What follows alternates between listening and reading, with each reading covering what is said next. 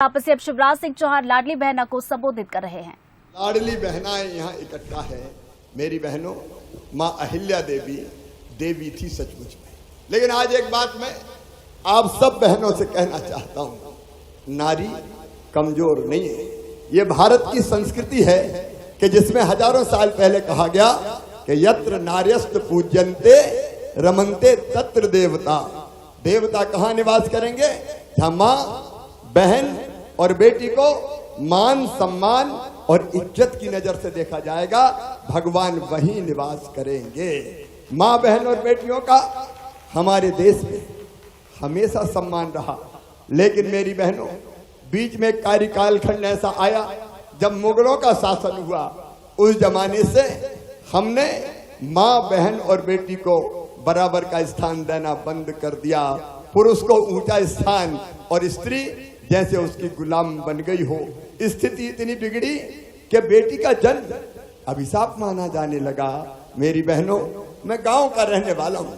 मैंने बचपन में अपने गांव में देखा है, बेटा का जन्म हो तो खुशियां मनाई जाए, बधाई गाई जाए, ढोल धमाके बजाए जाए। बेटा आया है और बेटी अगर आई तो मैया का चेहरा उतर जाए कि बेटी नहीं हो, कहीं की आफत हो गई हो।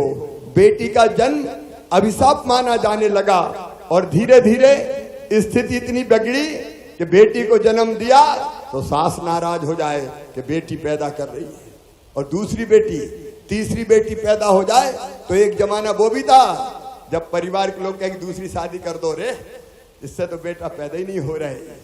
ऐसी स्थिति पैदा हो गई, ऐसी स्थिति पैदा हो गई। और बाद में स्थिति इतनी खराब हुई कि बेटियां, जब विज्ञान ने प्रगति की और पता चलने लगा कि कोख में कौन है, बेटा है कि बेटी है, और ये पता चल जाए कि कोख में बेटी आ रही है तो कोख को कत्ल खाना बना दिया। बेटियां कोख में मार दी गई, बेटियां कोख में मारी गई। ये पाप हुआ, ये अन्याय हुआ। पेट को कत्ल खाना बना दिया कुछ लोगों ने। मेरी बहनों, पेट को कत्ल खाना बना दिया। मैं तुमसे पूछना चाहता हूं, क्या बेटी को जन्म देना पाप है? क्या बेटियों के बिना दुनिया चल सकती है? बेटियों के बिना दुनिया नहीं चल सकती।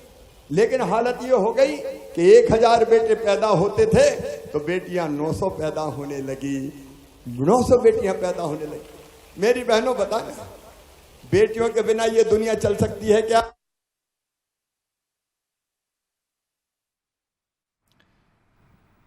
तो महेश्वर से ये लाइव तस्वीरें हम आप तक पहुंचा रहे थे, जहां पर सीएम शिवराज सिंह चौहान पहुंचे हैं और बड़ी संख्या में आप देख सकते हैं कि लाडली बहना पहुंची है, जिससे वो सब बात कर रहे हैं। और गांव में हमने देखा बहनों के साथ भी अन्याय होता था। अगर पति और पत्नी की लड़ाई हो जाए तो पतिदेव उठाते थे थप्पड़ और जड़ दिया, चल निकल घर से। बताओ ऐसा हुआ कि नहीं? बीच में ये होने लगा। और मैंने तो गाँव में कई बार ये देखा, ने डंडे से भी अपनी पत्नी को पीट दिया, और कोई बचाने आया तो पत्नी कहती थी मेरा आदमी है, मारे चाहे पीटे, तुम काहे को बीच में बोल रहे हैं। इतनी दीनहीन बन गई हमारी बहनें। क्या बहनों की जिंदगी केवल इसीलिए थी? और इसलिए बहनों की हालत खराब होती चली गई। लेकिन मुझे गर्व है, मन में जब से बचपन में हमने देखा, हमारे मन में तकलीफ होती थी कि भगवान ये भेदभाव क्यों? एक ही माँ के कोख से बेटा भी पैदा हो, बेटी भी पैदा हो, बेटी के साथ अन्याय क्यों? बेटा और बेटी बराबर क्यों नहीं माने जाते? मैं छोटा था, मैं सांसद विधायक भी नहीं था। मैं एक जगह छोटी सी सभा में बोल रहा था और कह रहा था कि बेटी को आने दो, बेटी है तो कल है, बेटी को मत मारो। तो एक बूढ़ी अम्मा खड़ी हो गई कि बड़ी बात कर रहा है, बेटी को आने दो। बेटी आ गई और बड़ी हो गई तो शादी में दहेज का इंतजाम क्या तू करवाएगा? बड़ी बड़ी बात कर रहा है। और तब मुझे लगा कि शिवराज भाषण से बेटी नहीं बचेगी। बेटी बचाने के लिए कोई ना कोई काम करना पड़ेगा। ये तब की बात है जब मैं सांसद और विधायक भी नहीं हुआ करता था। और इसलिए पहले मैंने कोशिश की, जब मैं विधायक बना, कि हमारे क्षेत्र की बेटियों की कम से कम गरीब बेटी की शादी कर दें तो कुछ तो राहत मिले।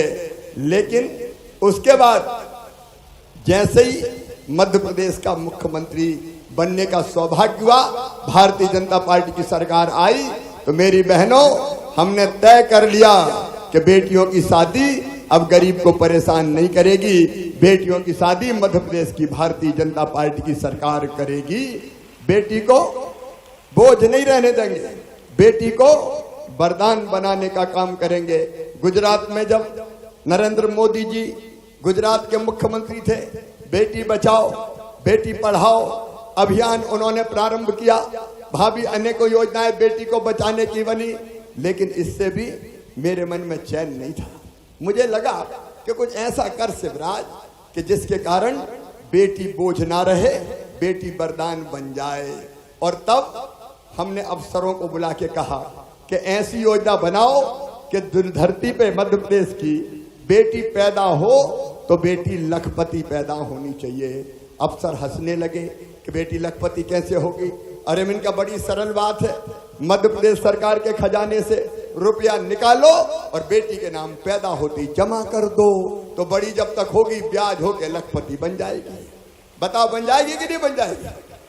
और तब हमने बनाई लाडली लक्ष्मी योजना और उसमें तय कर दिया कि बेटी अगर जन्म लेगी 2 बेटियों तक तो उसके नाम से 30,000 रुपए के बचत पत्र खरीद के बिटिया के माता पिता के हाथ में दे देंगे।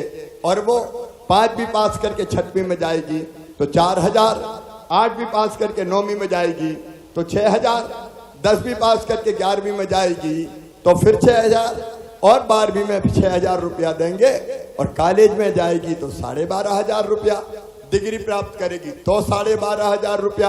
और मेडिकल इंजीनियरिंग में भी लाडली लक्ष्मी बेटी गई तो उनकी फीस भी मम्मी पापा नहीं भरवाएंगे, मामा भरवाएगा, भारतीय जनता पार्टी की सरकार भरवाएगी।